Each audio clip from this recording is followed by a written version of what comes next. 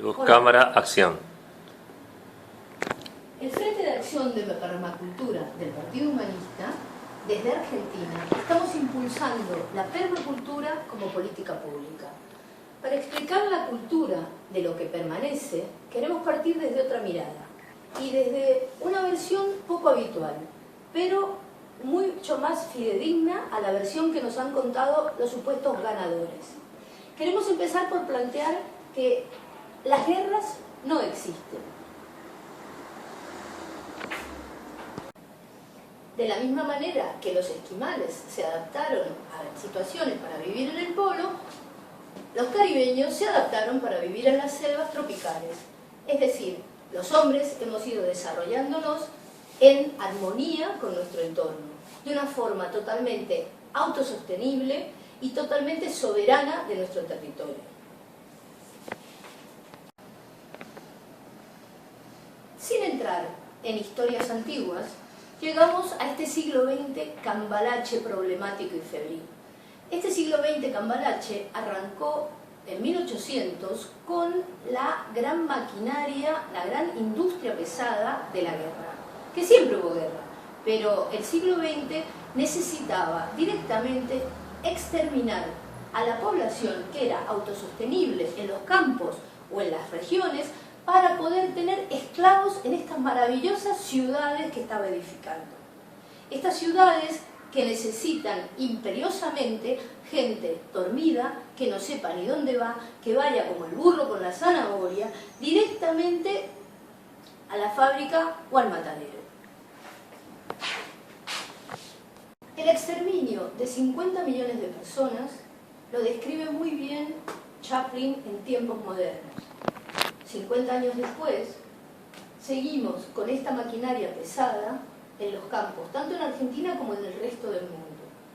Desde Argentina hemos empezado, desde hace rato ya, un intento muy claro de frenar esta maquinaria pesada para poder conseguir la sobrevivencia de la especie humana. Amplía más. Solo chiquito. Si tenemos en cuenta lo que ha sucedido con la banca mundial, ha sido la utilización de las grandes empresas, de las multinacionales, para conseguir que tanto sus fines... olvídate. Aire. En verdad, las guerras y los actos terroristas forman parte de las políticas expansionistas de las empresas. Tanto es así que son daños colaterales totalmente calculados y donde el exterminio de la población y los genocidios están total y absolutamente formando parte de las campañas comerciales. Es decir, destruimos para poder después endeudar a esos mismos países que hemos destruido con la reconstrucción de lo que ha quedado. Para conseguir estos fines solamente se puede lograr desde una manipulación mediática, es decir, teniendo a la gente incomunicada y desinformada. En esta época de tanto internet, de tantos celulares, llegamos a unos abusos de incomunicación nunca vistos. Llegamos a una desinformación prácticamente nunca vista. Entonces lo que necesitamos es recuperar el sentido común y dejar de repetir mentiras. Desmontar las mentiras que nos han contado es la base de esto que queremos contarles. Como lo del llamado descubrimiento de América, que fue una gran mentira, otra de las grandes mentiras que venimos repitiendo desde el siglo pasado es la Guerra Civil Española, que ni fue guerra, porque como lo comentábamos antes, fue el exterminio de la población en el campo, 50 millones de personas exterminadas por fines comerciales, ni fue civil, ni fue española. No fue civil porque fue un levantamiento alzado, una sublevación de Franco contra los militares que defendían la legalidad de la Segunda República. Con lo cual eran bandos castrenses, eran mandos castrenses los que se enfrentaron por esta sublevación. De la misma manera que hubo generales y hubo altos mandos de la República que fueron asesinados por los fascistas. Por supuesto que no fue española, porque por un lado estaban los brigadistas internacionales y por otro lado todos los fascistas del mundo, en este primer escenario donde los bancos, la banca internacional, la City londinense, apostaba por los dos bandos, como siempre, o el resto. Es decir, siempre ganan. Juegan esa pirinola donde siempre ganan los bancos. En la mentira esta de la guerra civil y española, la división Cóndor alemana salió de suelo alemán y vino por primera vez a bombardear un pueblo de civiles. Fue en el norte, en el País Vasco, en Guernica, el famoso cuadro de Guernica. 50 años después, la división Cóndor alemana no podía sobrevolar otro territorio que no fuera el alemán. Sin embargo, en Bosnia fue y bombardeó la división Cóndor alemana Srebrenica. Fue una vergüenza que vivimos los europeos desde 1992 hasta 1996, donde es como si no hubiéramos dejado rastro de qué es lo que sucedió allí. Tanto es así que la Guerra Civil Española, lo que llamaron Guerra Civil Española, que en realidad fue una movida comercial que se inventó la banca internacional, porque los dos bandos siguieron con el mismo sistema por dinero, por oro y por petróleo.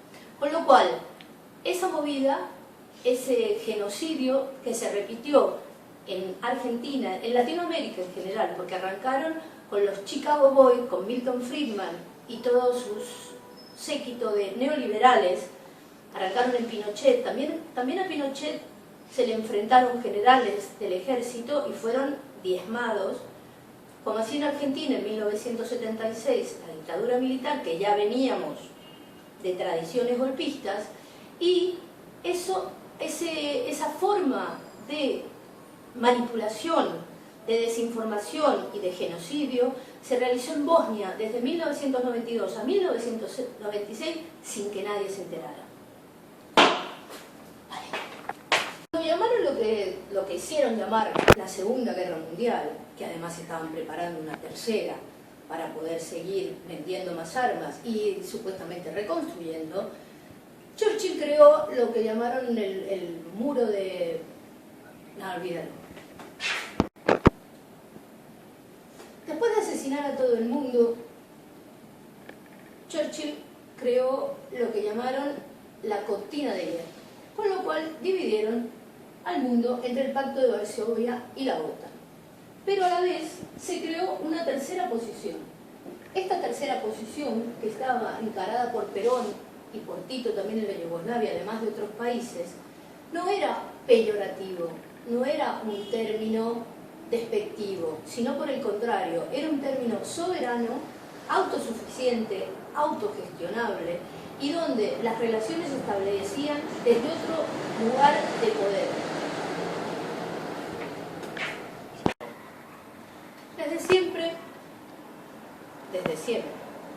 Desde que nos han contado en este siglo XX Cambalache, resulta ser que éramos hijos de la madre patria.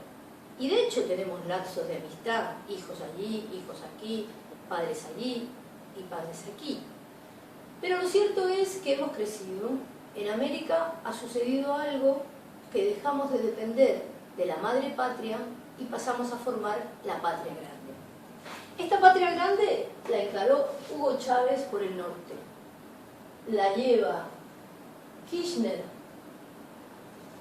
desde el sur, Uruguay, Ecuador, hemos ido Evo en Bolivia, hemos ido formando esta nueva entidad, esta nueva forma de entender el mundo y esta nueva manera de crecer y sobre todo de evolucionar.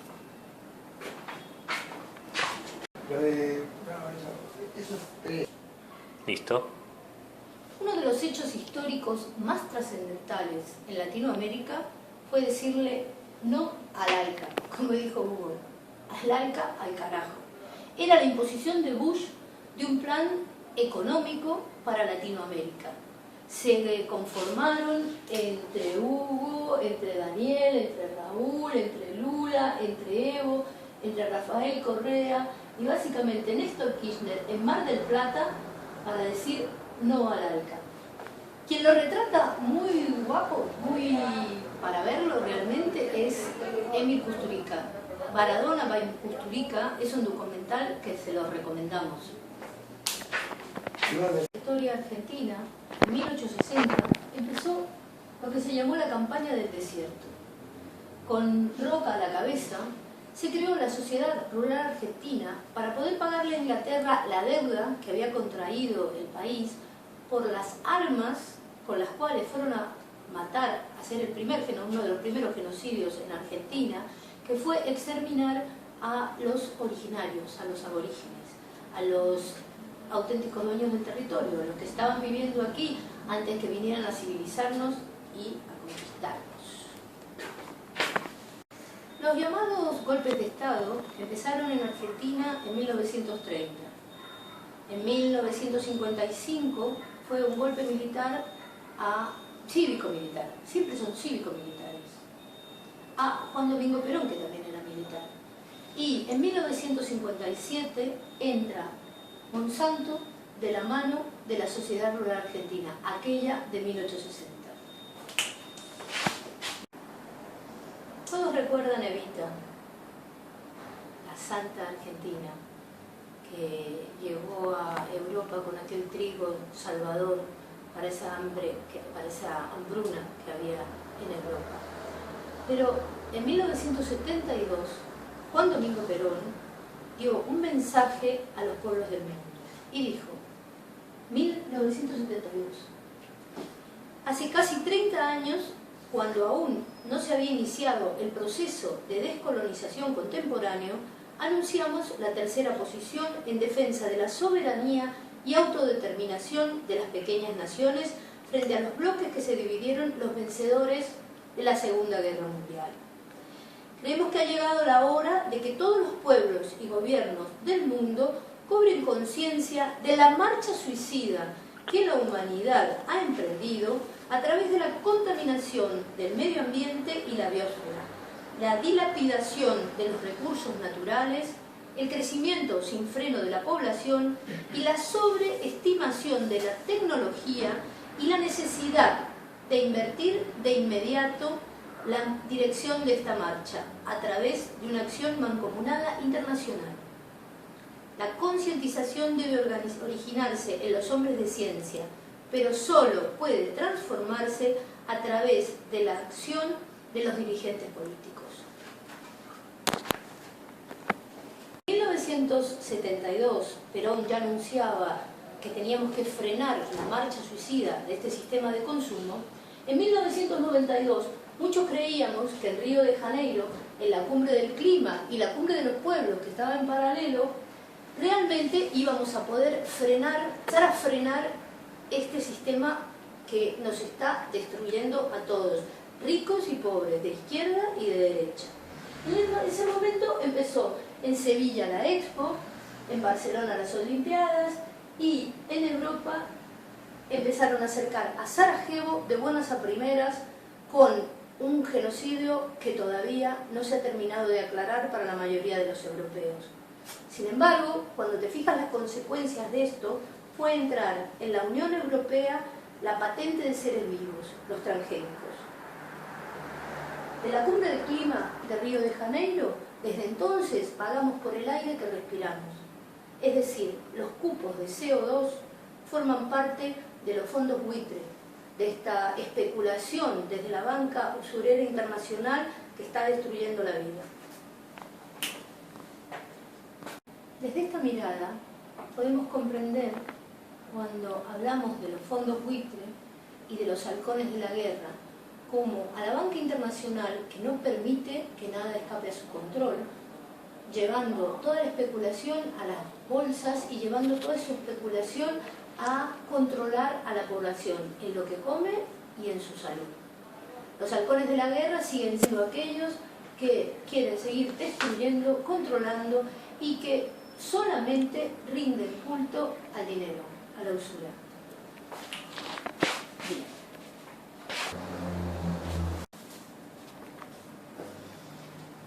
Ya en 1998, una de las multinacionales que más controla al mundo desde la banca Rothschild es Monsanto.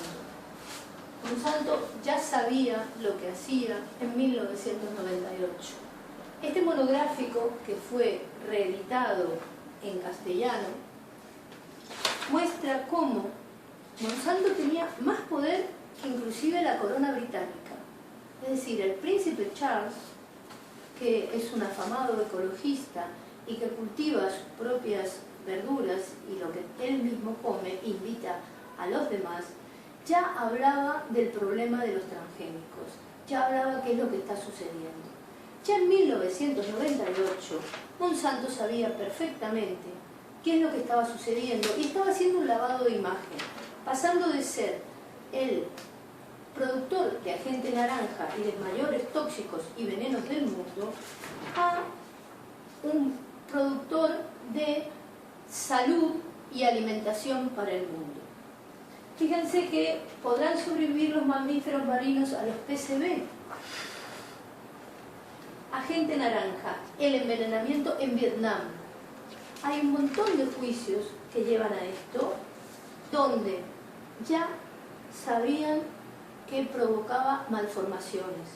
Los datos científicos solo han ido corroborándose a lo largo de los años y solo han podido imponerse a través de la guerra.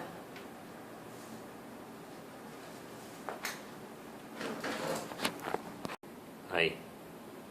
Las crisis económicas en Argentina, la llamada crisis económicas en Argentina, se han ido desarrollando a lo largo de los años, desde la circular 1050, la ley 18188, es decir, hoy tenías un montón de dinero y mañana tenías papel, porque el dinero se había transformado en nada. El Rodrigazo, bueno, fuimos de un lado a otro siempre con golpes inflacionarios. Cada vez que cambiaba el gobierno, lo primero que hacía era recortarle tanto a los maestros como a los jubilados, porque eran los que no producían.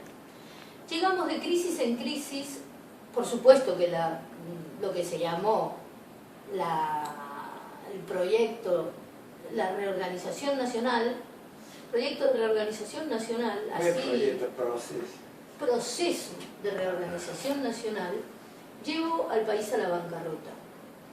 Cuando llegó Alfonsín, que empezó la democracia, le hicieron 13 paros. Los mismos sindicalistas, burócratas, que todavía hoy siguen en el poder. Porque no nos olvidemos que la banca internacional sigue con su fondo buitre. Total, remontándonos al 2001, fue la época de la famosa película de las 9 reinas, que mostraba qué pasó con el corralito. O sea, cómo te quedaste sin nada de hoy para mañana y cómo te robaron. Por primera vez salió la clase media junto con la clase obrera a cacerolear a la calle. Fue en el 2001 cuando tuvimos 4 presidentes en menos de un mes. O sea, no había nada ni nadie, hasta que uno de los peronistas, Duhalde, se quedó y se prometió hacer elecciones. Ahí. Las crisis económicas en Argentina, la llamada crisis económicas en Argentina, se han ido desarrollando a lo largo de los años, desde la circular 1050, la ley 18188, es decir, hoy tenías un montón de dinero y mañana tenías papel, porque el dinero se había transformado en nada. El Rodrigazo, bueno, fuimos de un lado a otro siempre con golpes inflacionarios. Cada vez que cambiaba el gobierno, lo primero que hacía era recortarle tanto a los maestros como a los jubilados, porque eran los que no producían. Llegamos de crisis en crisis, por supuesto que lo que se llamó el proyecto, la reorganización nacional, proyecto de reorganización nacional, así, proceso de reorganización nacional, llevó al país a la bancarrota. Cuando llegó Alfonsín, que empezó la democracia, le hicieron 13 paros. Los mismos sindicalistas, burócratas, que todavía hoy siguen en el poder. Porque no nos olvidemos que la banca internacional sigue con su fondo buitre. Total, remontándonos al 2001, fue la época de la famosa película de las 9 reinas, que mostraba qué pasó con el corralito. O sea, cómo te quedaste sin nada de hoy para mañana y cómo te robaron. Por primera vez salió la clase media junto con la clase obrera, a cacerolear a la calle.